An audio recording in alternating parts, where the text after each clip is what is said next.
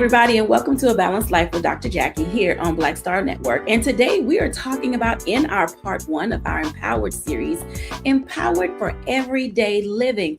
I know. There are days when it seems like either you just can't get it together, things are not falling into line, or you just have this weight of doubt that is holding you back from seeking those things that are meant to be yours. Today, we are going to be joined by Jennifer Bishop, author of Now Get Up and Go Be Great, and Dr. Tierini, our level up coach. They're both going to usher us into this dialogue and conversation on what it means to really find who are you? What do you want out of this life? And how do you get up and go get it? Welcome in, ladies. Good morning. Good morning. Just this entire society in which we live often is holding people hostage to this idea that they can't feel empowered, that they can't get up and go live their dreams, that they just feel like it's overwhelming. I want to kind of dive into what does being overwhelmed look like and how can people identify, what that means. Let's dive in, Dr. Tierney, with what does being overwhelmed look like? Yeah. Well, first and foremost, it looks different for everyone. So when we're talking about overwhelm, it looks different for everybody. How I look and feel overwhelmed is going to be different from how you experience overwhelm. But it goes back to the thing that you said at the very beginning. It goes back to, do you know you? Do you know how you show up? Do you know what your norm is? Because a lot of times we can tell that we are overwhelmed when we are missing the mark on what our norm is. Maybe your norm is every time when you finish the laundry, or you hear that buzzer go in the dryer, you go ahead and fold the laundry. Well, if you are finding yourself walking past that laundry for 3 or 4 days, then sugar, you might be overwhelmed. But for somebody else, that might be their norm, and that might not be a signal that they are overwhelmed. So in order to really understand how overwhelmed looks for you, what it feels like, you have to know yourself and know what your norm is. Yeah, I want to dive in right there for a second. I'm going to ask you both this question. Oftentimes, we're going to do this great one-on-one with Jennifer Bishop, but I want to kind of set the tone, for this conversation for our audience, Jennifer, because as Dr. Tierney mentioned, normal is also a little different for everybody because we stress out, and I'm not talking drugs, but we get strung out about ideas and thoughts and concepts and being paralyzed by just the idea of dreaming big that we sometimes just check out. I mean, literally check out. So, Dr. Jennifer, in your work, and you talk to us about how to get up and go be great. You've got these great quotes that you give us every week on social media about who are you and why you're looking at yourself the way you do in the mirror. Talk to our audience about establishing what is their normal, because it does look different for everybody, but some people just don't know where to begin. I think that we have to first acknowledge where we have been and recognize that we have places that we can go. And that's why even in my first book, Now Get Up and Go Be Great, the now was so important because it's an acknowledgement that we've been somewhere, whether it be pitfalls, potholes, whatever the case has been in your life, things happen. But now you get up and go be great. Take those experiences, take all of the things that may feel like residue and make it your resilience. We don't have to stay stuck in the situations that people may have confined us to. We are the ones who should own who we are and recognize that being human is not a curse. Being human and learning how to maneuver through the new situations that are coming towards us and for us is for our benefit. We have to show up. And so we have to get up and we have to go be great. So, Jennifer, you were talking about just the things that help people, or should I say, hinder people from discovering an access point of just, your first book, Now Get Up and Go Be Great. Some people can't even recognize their now because they're like so in it that they don't realize that those could be access points for launching something great and amazing. And they just get stuck in a rut. Share with us about this now. I mean, so many people, pink slips, red notices, evictions. I mean, it's just a lot going on, with people trying to live this everyday life. So help us figure out our now so we can move into what's next? When we realize that everything that's coming at us is not something we're supposed to digest all at one time. And so when we learn how to compartmentalize and we take small victories, so we get a pink slip, right? What are opportunities that we can take and go forth with right now? We Things are going to happen to us. Things are outside of our control. They're going to try to navigate where our life is supposed to go and so forth. We have the opportunity to make a decision to say, while it has hit me, it will not define me. While it has come into my life, it will not collapse me. I will take control of the controllable and I will manage the manageable. Once we figure out what we can manage, what we can control, then we can move towards the smaller steps of putting one step in front of the other, figuring out what our next is. But we have to recognize and respect what our now is. Our now is we have a situation that we have to figure out, how do we move forward? But guess what? We can move forward. No one should take your ability to move forward from you. Just because they try to stop you doesn't mean they're going to make you stay. We have to make sure that we own the opportunity to live our life to the fullest, regardless of who comes our way, regardless of who tries to put roadblocks in front of us. They will be moved. And we have to make the decision that we have the power to move them. No matter how heavy we think they are, we have the power to push them away. I like that. Bring Dr. T in, because I'm gonna give Jennifer a break on this one. And I mean, not to speak only because how do you get rid of people, Dr. T? Mm. You see, that's why I didn't come to Jennifer, because I know. I already know. Either one of these would have been dangerous, her or me, either one. Both of us don't mind the smoke on this. This is that season, ladies, where we're like, we have to make some decisions about who's holding us back, who's hindering us, who's not buying into our vision, who is, crippling us from living our best life. Go ahead, Dr. T, give it to them. So the short answer on that is you. You giving people too much power, sugar. Why when we say, oh, he's holding me back, or she's holding me back, or they are holding me back? No, you are holding you back, because you are giving your power away. Every time we say that someone or something else is holding us back, we are saying that they have the power to dictate the trajectory of your life. I need you to let that sink in all the way in, sugar. Okay. And a lot of times we do that. We give our power away, because then in the moment, in the now that Jennifer was just talking about, it makes us feel better about our situation. It makes us feel better about maybe some mistakes that we made. If we can point the finger and say someone else did it and I'm not responsible, so now I'm not responsible for fixing it. I'm not responsible for changing it. I'm not responsible for, we like to acquiesce our accountability to someone else, because then it gives us this feeling of what's that word? Learned helplessness. Where we can then just sit in the situation and, oh, woe is me, and get the sympathy from other people, because, oh, it's so bad. Now, sugar, you got to get up. There's nobody coming to save you. There's nobody coming to fix it. If you don't do it, then who gonna do it? Now, let me give a little spiritual caveat on this. Does that mean that someone that did you wrong, that they was no? If they did you wrong, if they mishandled you, if they mistreated you, sugar, it's going to happen. Look at how they did Jesus. Okay. And ain't none of us better than Jesus. So if he got mishandled and he got mistreated, guess what's going to happen to you? But here's where you have to decide where your faith lies. Because if you are a person of faith, a person of believer, a believer in God, a believer in Jesus, then you know he is the redeemer of time. He is the redeemer of your, nothing is wasted. Romans 8:28, all things work together. He will give you beauty for those ashes.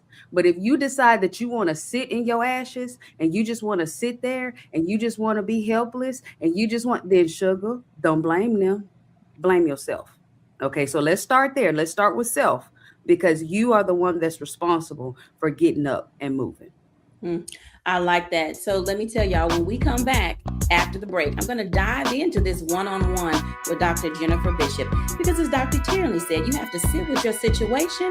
But Dr. Bishop, she's going to talk to us about what it means to get in that waiting room. We'll be back in a moment after the break.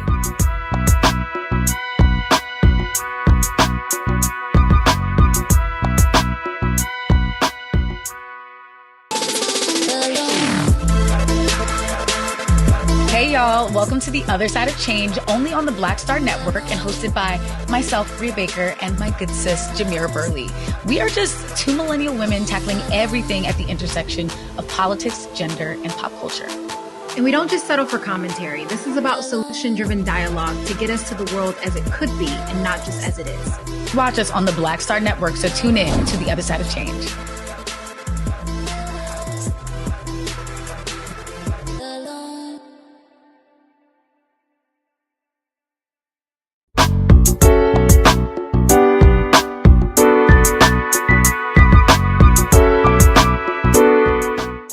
Welcome back, y'all. I hope you have your pen, pad, and digital device, because you are getting some wisdom keys today on what it means to live an empowered life every day. Dr. Bishop, now let's have this conversation, ma'am, because you give it to them on a regular basis. And I love that, because people who follow you know that you're going to give them the tools that they need to put in their empowerment toolkit in order to be able to go out and live their life. In your book, Now Get Up and Go Be Great, you talk about a couple of things: what it means to be in the middle, how to get into the waiting room and kind of go sit down somewhere and find yourself, like the old people used to tell us. And is this the season to go sit down? If you can't get up, yes, it's the season to go sit down. It's a season. It's always going to be a season that we have to figure out who we are, whose we are, and why we are. Oftentimes we think that we can rely on what our future is going to be because of what we have done in the past. I'm not the same woman I was when I was 21 years old. I'm not the same woman I was yesterday. And so I continuously find out who I am so that I am not only productive to myself, but to my family, my businesses, and my community. We owe it to ourselves to understand ourselves. We owe it to ourselves to figure out what makes me happy. And so it's going to be times when you have to sit down, recalibrate, reset, and refocus. The biggest thing that I've learned from, and I'm going to speak from experience, I wanted to give somebody else the decision on when it was time for me to make a move, because I realized that my decision of letting someone else do it means they were accountable. They were accountable if it failed. They were accountable if it didn't go the way I wanted to go. And so I said, you know what? Jennifer has to take accountability. So Jennifer's going to own the decision. And when I did that, there was a freedom that I refused to let go of. And so every day I try to give the same type of encouragement to other people, that don't be afraid of your purpose and your power. Don't be afraid of unleashing who God has created you to be.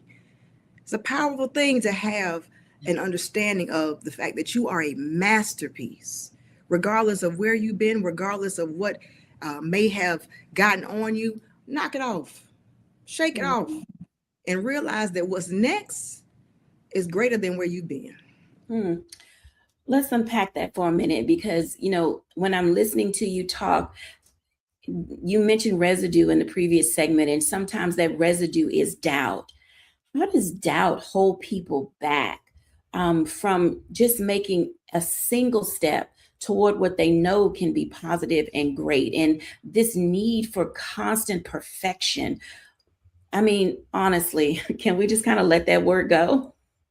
We should let it go. Doubt is something that keeps us stagnant and tries to handcuff us, because if I have doubt, that means I don't believe in my full potential. And doubt seems to be more comfortable than exercising the ability to move towards something that you're unfamiliar with. If I have doubt, it's because I've been to a place that it didn't work, but I'm familiar with it not working. What if we change that doubt into a propelling of a greater that's coming? We have to be courageous. My husband and I have series where we talk about courageous conversations, and those courageous conversations start when you look at yourself in the mirror and you tell yourself you're greater than you expected that you would ever be. we can't rely on where we have been and where we think that we're limited to. There are times when I get doubtful. Am I ready? That's the imposter syndrome. Are you ready for what's next? And the answer is always going to be yes.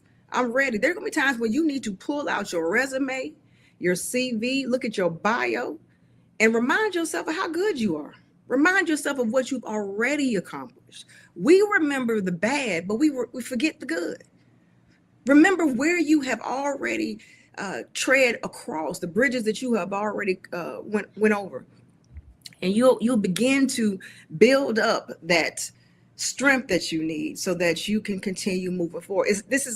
You can't sit by and watch somebody else do this. This is a place where you have to participate in your process for your power.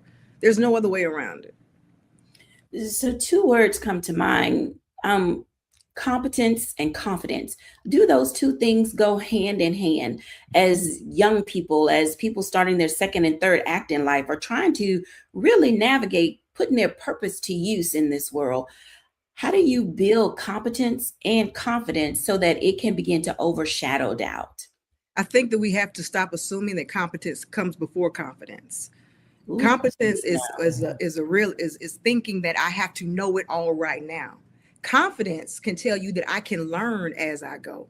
And so what we have done is we have taught, and we were taught probably, that you have to know it all before you have the confidence to get going.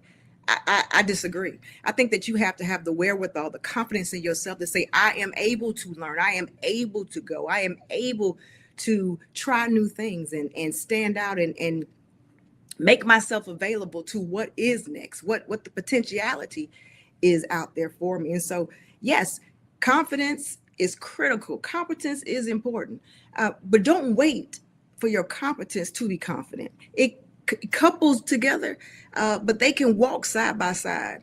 And there will be times when you have to be bold enough in your bravery to get to someone who can help you build your competency. I like that. Let's bring in Dr. Tierney for a second, because both of you in your works, in your books, in your speeches, and all the things that you do, you allude to this idea that sometimes you have to put yourself in the driver's seat. Dr. Tierney, why is it hard for people to take ownership of the directionality of their lives, their goals, their dreams, their desires in life, and just say, I got this? Yeah. It kind of goes back to what both Dr. Jennifer and I were saying about that accountability piece, but also to that confidence piece. It can be very difficult to take charge and grab the reins, so to speak, of your life when you're not confident in you, when you're not confident in the gifts, the skills, the talents that God gave you, when you're not confident in your own decision making, when you're not confident in your abilities, it can make it very difficult for you to then stand 10 toes down and say, hey, I got this. I can, it can also make it extremely difficult for you to be able to say, hey, even if I make a mistake, it's okay. I'm still going to get there. Because when we're not confident, then that's where that pressure for performance and perfection comes from, because we think that the only way I can be successful, accepted, fill in the blank with whatever, is that we have to be perfect, because I'm not confident enough in myself to know that I can fall forward. I can miss the mark and still, hit my intended goal. That's why I always say I never lose. I never take a L, because I'm always learning. Every time I miss the mark, every time I make a mistake, every time something happens that I didn't necessarily want to happen, or really honestly didn't want to happen, I start to look around and say, okay, how can I, get some lemonade with these lemons? What is it that I'm supposed to learn in this? What new iteration of me is supposed to come forward in this? And that takes confidence. That takes you knowing who you are and whose you are, and that you have greatness on the inside of you, that this ill-timed situation or less than desirable outcome was sent in order for it to bring forward. So I think that's really the biggest piece as to why people struggle with really taking that accountability and taking charge of their life and actually moving forward is because they lack the confidence in themselves to do so. Mm. Jennifer, you mentioned when you were speaking about how sometimes people can get overwhelmed and be overpowered while trying to become empowered. What keeps people in a calm state? This, like, I know where I want to go. I have goals and dreams. I see where I can be, but this weightiness of being overwhelmed overtakes. How do we help people address this anxiety that comes with seeking success and feeling empowered, especially as Black women? That's a great question. And I think it's something that we all have to deal with because of what we all put on us, right? We wear a lot of hats and we do a lot of things. And so we think that we have to do everything perfectly every time. And so micro successes are things that we undervalue. We should always remember to look at the things that we have done successfully and know that you can't and should not have to do everything all at once. Also, I believe in the power of delegation. I believe in bringing people in who are competent and confident and capable to help me grow in my village. We're not supposed to do this walk alone. And so when we think or we get on this place where we're just walking by ourselves, there's no iron sharpening iron, there's not anybody around us helping us to navigate to our next, it will become overpowering. We will feel a weight that we're not supposed to feel. I also believe that there are times when we pick up things that we're not supposed to pick up. We steal other people's stuff. And I'm telling people today, stop stealing people's stuff. You're picking up things that don't even belong to you. That's why it's so heavy, because that's their weight, not yours. As a mother, we pick up things that my son is supposed to carry that I'm not supposed to, whether it be a wife, as a best friend, sister, aunt, whoever, whatever it is.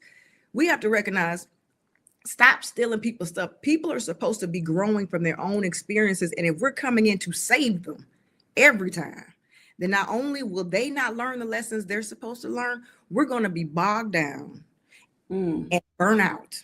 And we're going to wonder why we haven't progressed as far as we thought that we were supposed to. And when we don't progress the way we think that we're supposed to, we're going to deem ourselves a failure. Stop stealing people's stuff.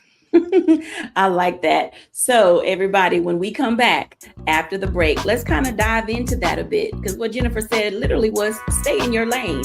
But in addition to figuring out how to stay in your lane, you also have to discover what it looks like to be your authentic self in order to be empowered for everyday living. We'll be back in a moment after the break.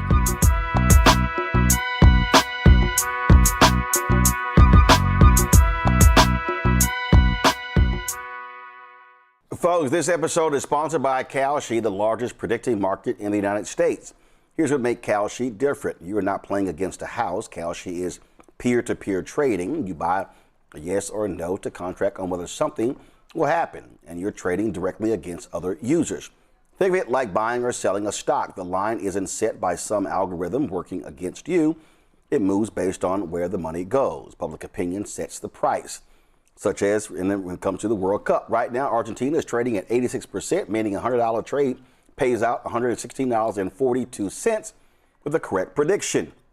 And as that probability shifts, you can buy in or out of your position at any time to lock in a profit or cut a loss.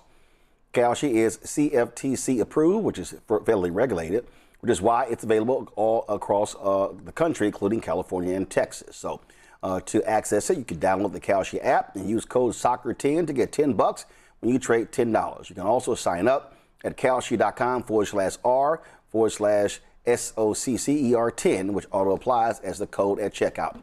KALSHI Kalshi. Trade what's next. With medicine and science under attack, I want to keep you and your family informed and healthy. I'm Dr. Ebony Hilton, and I knew at the age of 8 that I wanted to be a doctor. So I studied hard and became the first African-American female anesthesiologist hired at the Medical University of South Carolina since its opening in 1824. And I always say I was made into a doctor, but I was born to be a mom. And as a new mom, wife, sister, daughter, and friend, I understand how frightening a medical crisis can be. I care for individuals on some of the worst days of their lives, and it's my mission to provide you with a safe space to gain clarity on issues affecting your mind, body, and soul. I recognize that there are health disparities, particularly as it pertains to race, and I want to help bridge the gap between you and your healthcare providers. Join me every Thursday for Second Opinion on the Black Star Network, where each week I'll invite experts from various medical fields to share the latest health news. We'll discuss topics such as the vaccine debate, mental and sexual health, medical bias, infertility, menopause, andropause, nutrition, and aging. Together with my medical colleagues, we aim to provide you with a second opinion. Don't miss it, Thursdays only on the Black Star Network.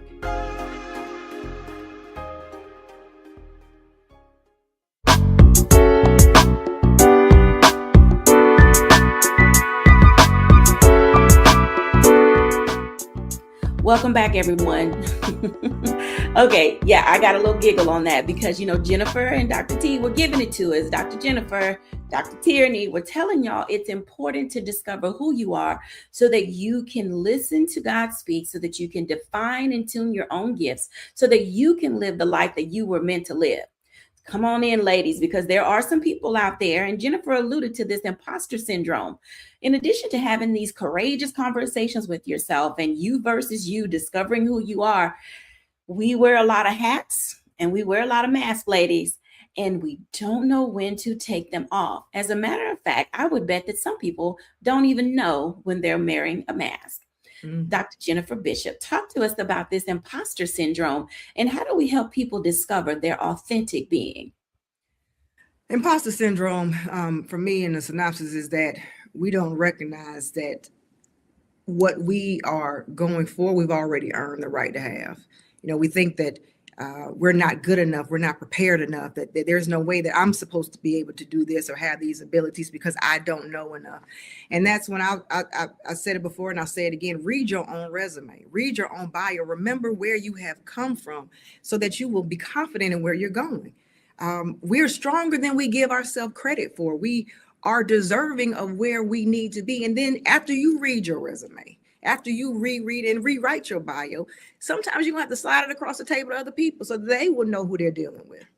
When you're confident with yourself, it starts with us. I made a decision that Jennifer was enough and that Jennifer was capable and confident to move towards and in the spheres that God was sending me into. And I walk boldly in it because I know how I'm made. I know who made me.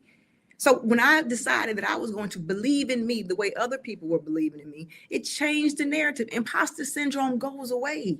And it goes into an understanding that you are powerful, able, and ready for your next. I have a follow-up question for you, Dr. Jennifer, because there are young people who watch our show, 20-somethings, early 30-somethings, and they are literally paralyzed by the thought of failing because they don't see their value and their worth. What does a micro win look like for a young person? Micro win is recognizing the wins that you have already had, the smallest ones to the largest ones. But if you look at the small wins of finishing an assignment or being recognized for a position or whatever that micro win looks like to you. But as a more mature person, a person who has had to walk that walk, I will say, and what I'm doing for myself and for the persons who are around me, is we have to stop lying to people. We have to stop saying that, where I am is where I always was. Tell your history. Stop giving people cliff notes. Stop this chat GPT of what life was looked like and tell them what it looks like.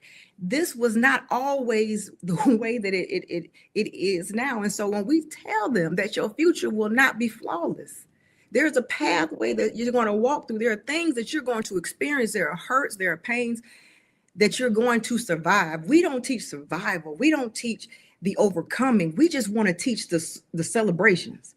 And it wasn't always like this. And it doesn't stay like this because you have to continuously keep going. That's why I said earlier, do not be afraid to be human. Do not be afraid of the things that come along with learning and growing. When I was learning how to walk, I failed, but my mama got me back up. And then when I was learning how to ride a bike, I would skin my knee, but I would get back up. It's the same. Nothing's changed except our ages and the things that we may be falling down around, but we get back up. It's okay to show your wounds. It's okay that you may have a scar. It's okay. But we, as persons who are teaching other persons, mentoring other persons, have to stop rewriting our history. Tell them that it was painful. And that allows them to recognize that you do not have to live in a social media society where only the posts or the pictures that you show are the ones that made it to your reel. Show them the ones that you kicked out, that you deleted. Show them those, and then they will realize that they too have the ability to move forward. I like that. Dr. Tierini, there's something about the power of transparency and vulnerability. And it is clearly a space and a room that most people do not want to walk in and stay in too long. Why is being transparent and vulnerable a superpower? Oh my gosh. It's a superpower on many levels. It's a superpower, one, for the person that's hearing, the process that you went through, because it lets them know that maybe I'm not as bad as I thought, or maybe this isn't, as horrible as I thought it was, or maybe this is just a part of the process, so it lets the other person know that they are okay. But it also reminds us of our inner strength. Look at what I've accomplished. Look at what I overcame. Look at the strength, the wisdom, that was built in me over the years. But I think we don't often see it as a superpower for the same reason of why so many people are wrestling with imposter syndrome. Now, Suge, I want to free you for a second, because I want you to know that your wrestle with imposter syndrome is not necessarily your fault. Okay, so everything that we're saying and, get up and go, your struggle with imposter syndrome and not really being able to get up and go, and maybe some of that lack of self-esteem and lack of confidence is not necessarily your fault. We live in a society where everyone is showing their highlight reels. And even aside from just the social media aspect, think about the commercials. You need this. You need this to be beautiful. Oh my God, this will make your hair look like this. And all the marketing that tells us that there's something wrong with us so that we can buy the product that they're trying to sell us. It's all marketing. They're just trying to get your money. And in trying to get your money, they're telling you that there's something wrong with you that their product would fix, would make it easier. That within itself will give anybody a complex. We start looking at ourselves like, oh my God, I'm too fat. I'm too skinny. I have too much hair. I don't have enough hair. I mean, it will make us go into these self-sabotaging patterns, So when we understand that some of the messaging that we've received have been for ulterior motives, then we can start tuning those things out and start listening to yourself, listening to your inner voice. No matter what it looks like, no matter what, has happened, we can start seeing things through a clearer lens and not through the lens of what someone else is trying to either sell us, tell us, or even them speaking out of their own insecurities or their own lack of confidence. You can actually start standing in your truth and being your authentic self. And when you get to that place, then it's easy to hold your hands out and be like, look at my scars. This is what I did, because I know that doesn't make me less of a person. It actually makes me more, more wise, more strength and able to accomplish this new thing. So I can now take the bumps and the bruises and the wisdom and the things that I learned in one arena, and I can easily translate it to another arena, because I know that scar did not break me. It actually proved to make me. So I have a follow-up question for both of you, because I know as our audience is watching and, they're like, well, I had it going on and then all of a sudden, I couldn't do it anymore, or this resource left. There's this thing that happens in our lives called relapse. And, we call it resilience when we're able to get back up and keep the train moving and pushing forward. Jennifer, how do people deal with emotional relapses? Because one day you're on top of the world, and then the next day, because you got on social media or somebody didn't text you back or your numbers didn't look like you thought they were going to look. And then like you went all the way back down the hill. What is happening? Yeah. Comparison is a thief of joy. Preach, girl. We think that, what other people are doing, we're supposed to compare ourselves to it. And personally, there's a picture that I keep of myself on my desk in one of my offices, and it's me as a 4-year-old little girl.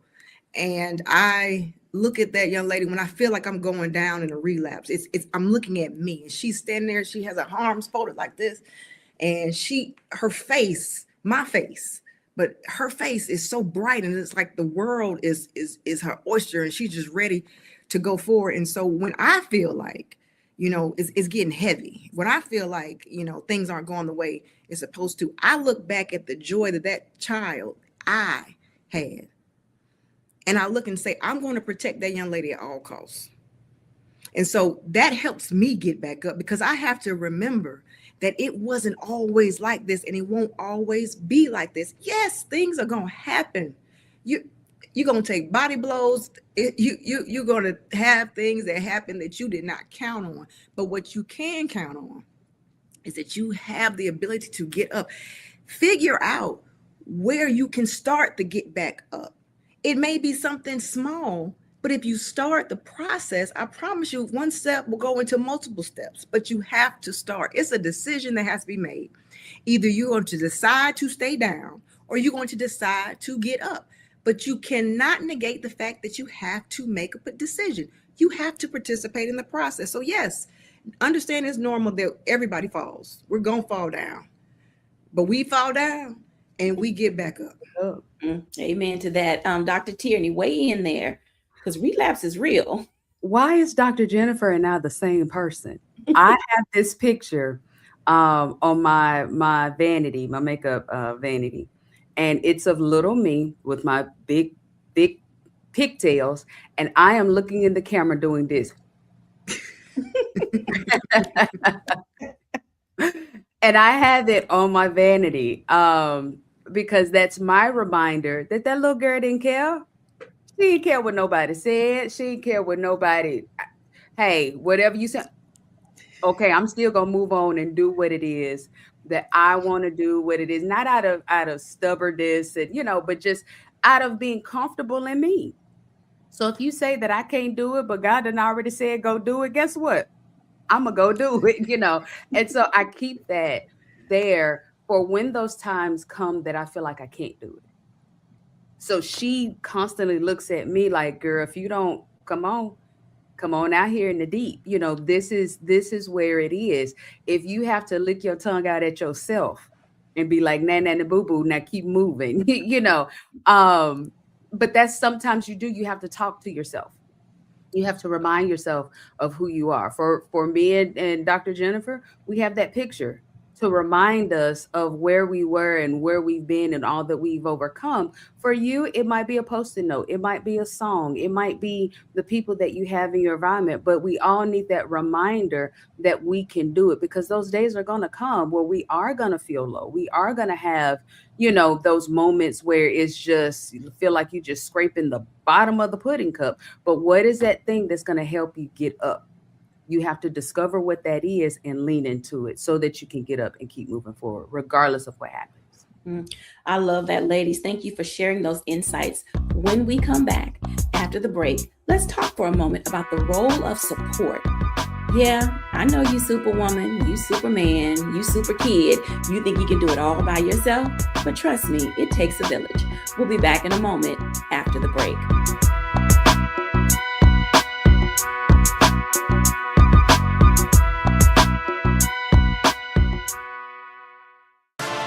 Decade of love, joy, and power.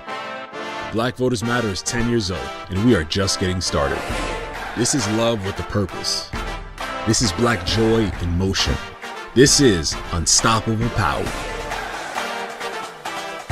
Across campuses, neighborhoods, and back roads, let's go! We show up not just to vote, but to be seen, to be heard, to belong. We ride together. We organize together. We remind each other that our voices matter, because they always have. Black Voters Matter is about more than ballots. It's about housing and healthcare, clean water and living wages, education, reproductive freedom, and dignity. It's about turning pain into action, turning belief into movement, turning community into power. We don't wait to be invited. We bring the energy. We bring the love. We bring the people. Because when Black communities come together, we don't just survive, we thrive. This is how change happens. This is how history moves. We organize, we build, we win.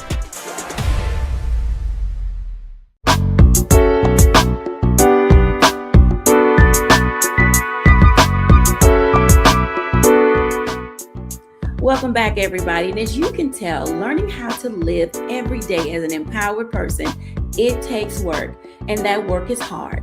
But depending on the generation in which you live, there have been times and will be times going forward where you can bring people alongside you to encourage you in your journey. Ladies, let's talk about what support looks like these days, and where do we find our support in the people that we have around us. Dr. Bishop, you talk about in your book the value of having a circle.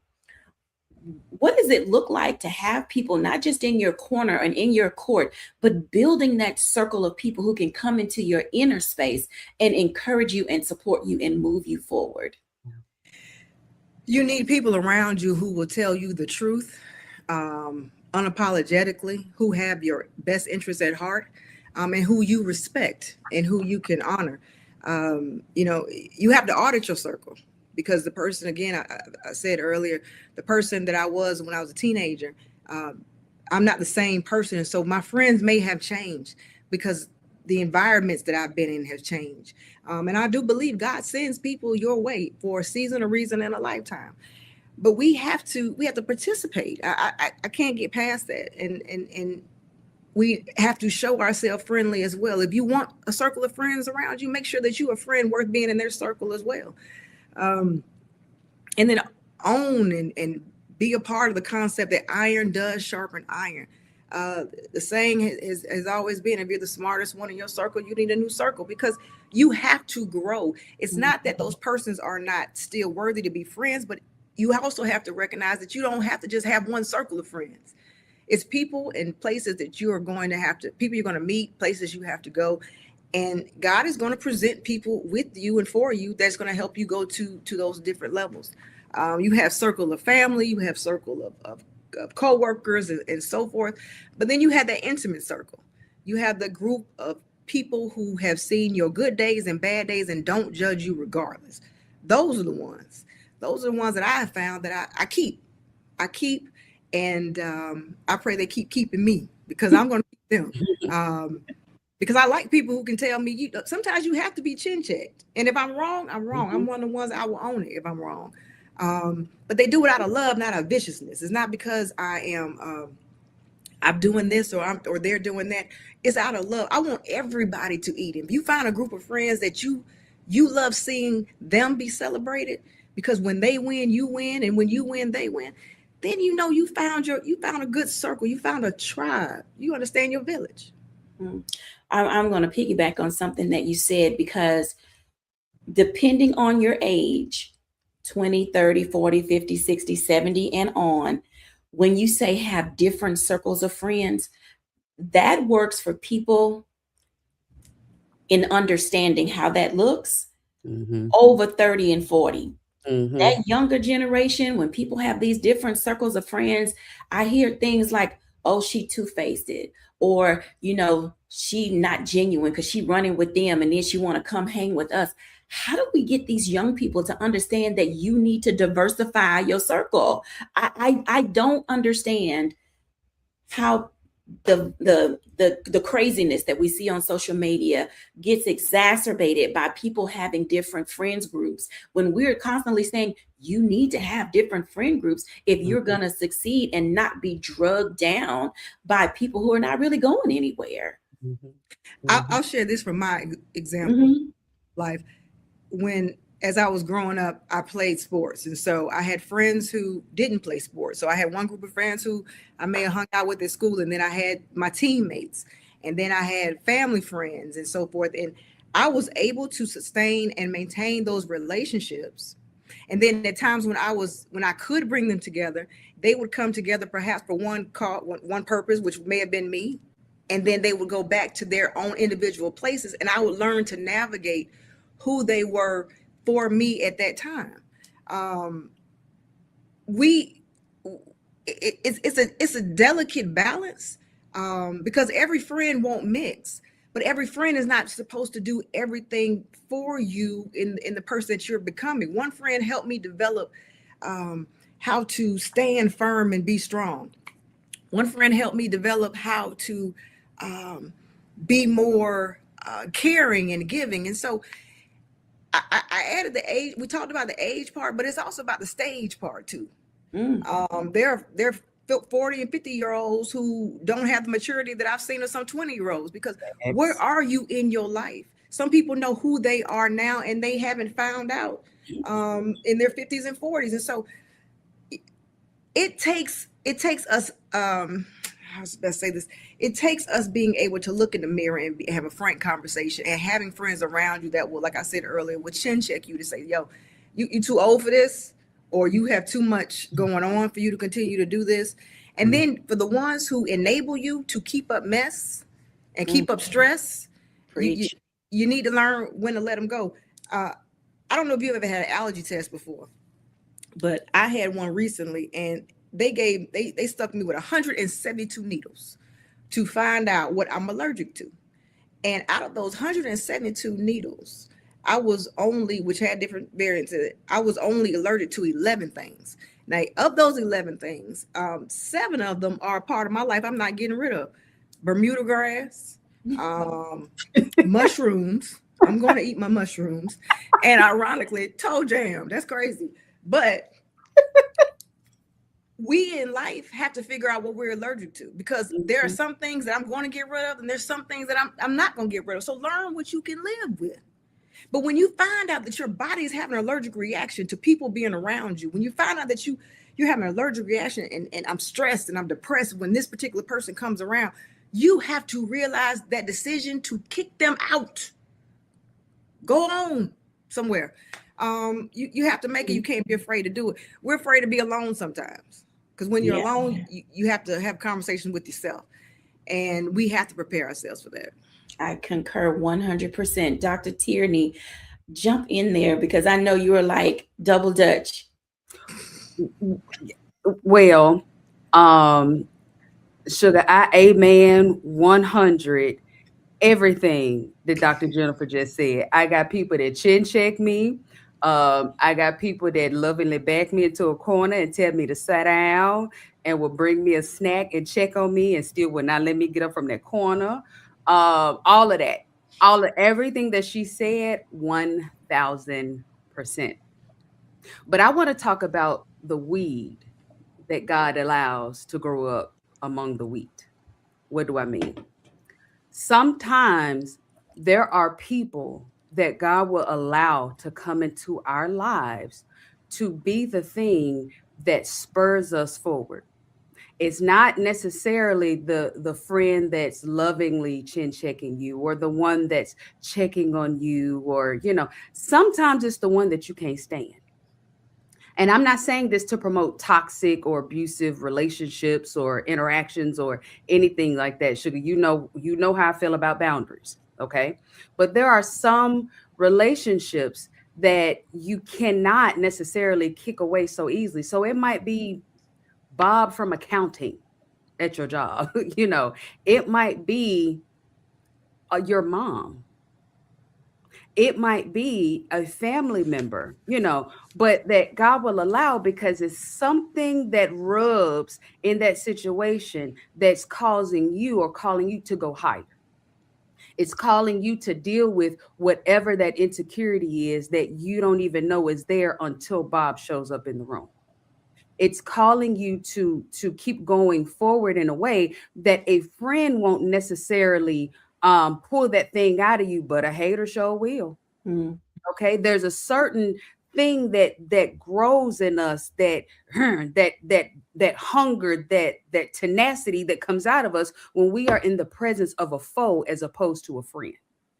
And when we are in those situations and we're trying to walk away from it or pray them away and they just won't move, then we need to look at that thing a little bit closer and say, okay, what is this person's presence in my life for? Is this person here to spur me forward? Even Jesus had a Judas.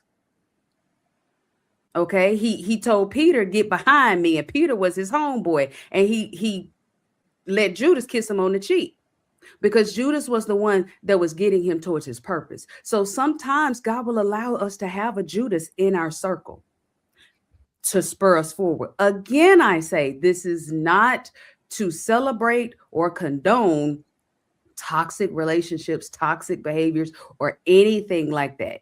It is in those situations where you recognize that this is a person that I can't quite easily shake, but every time they're around, there's something in me that grows. There's a hunger in me that develops. It actually propels me forward toward what it is that I want in a way that being in a comfortable spot with a friend don't quite get that same energy. But when I'm uncomfortable in this type of situation with this type of person, oh, I'm hitting that mark every time. Those are the ones that you also need to make sure that you know. Now, keep your good eye on them, sugar. Keep your good eye on them.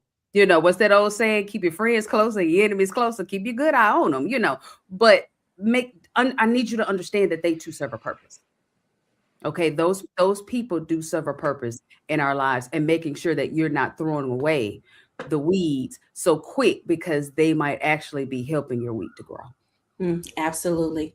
So let's do this. We haven't done this in a while. If there was one word that you would give to people who have felt empowered in the past, but because of where we are in today's society, they're just kind of not there. If you could give them a right now word for people who may feel invisible and overpowered by life situations and circumstances, Dr. Jennifer, what would be your word and encouragement for them? I would tell them you're not invisible, you're in preparation.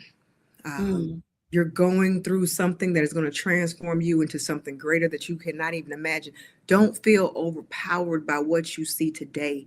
Get prepared for what's coming for tomorrow. We get caught up in only on the things that we can see, but we have to operate by faith. We have to operate by faith. And when we do that, the sky is the limit because God made you as a masterpiece.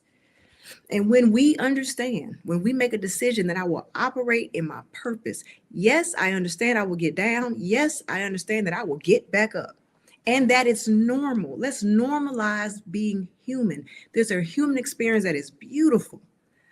What we all experience. Don't think that you are the only one. Don't think that you can't make it. You are not invisible. You are in preparation for greater. I love that. Dr. Tierini. Take some time reconnecting with you, your power, and that is what will build your confidence.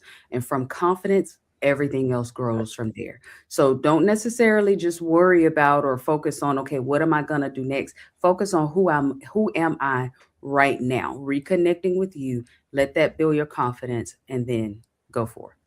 Absolutely. Thank you both for sharing. I think mine would be this. I always tell people, don't make a permanent decision about anything when you're going through a temporary situation.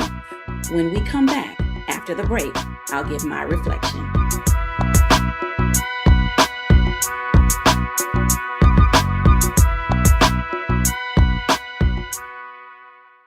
With medicine and science under attack, I want to keep you and your family informed and healthy.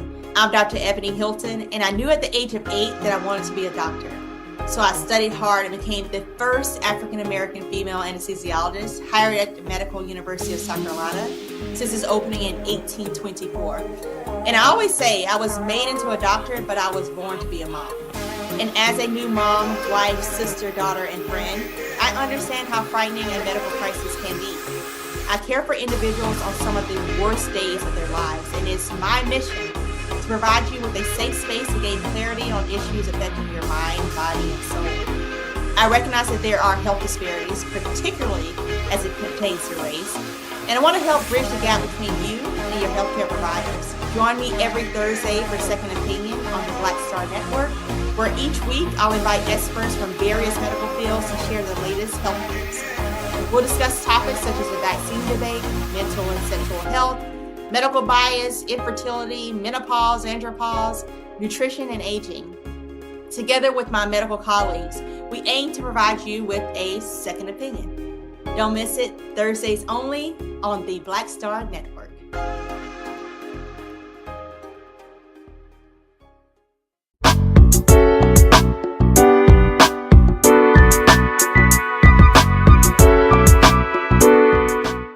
Welcome back, everybody. And as you can tell, learning how to live empowered every day means you have to be in it, 10 toes down, 100% when you can. Make certain that you give yourself first place, first priority in your life. Find time to sit down with yourself and discover what it means to really walk in your own shoes, and then look at the life lessons that you've been learning and use those as stepping stones to pivot your life and propel your dreams, goals, and aspirations forward. I hope that something we've said today has given you the ability to live an empowered life. Now.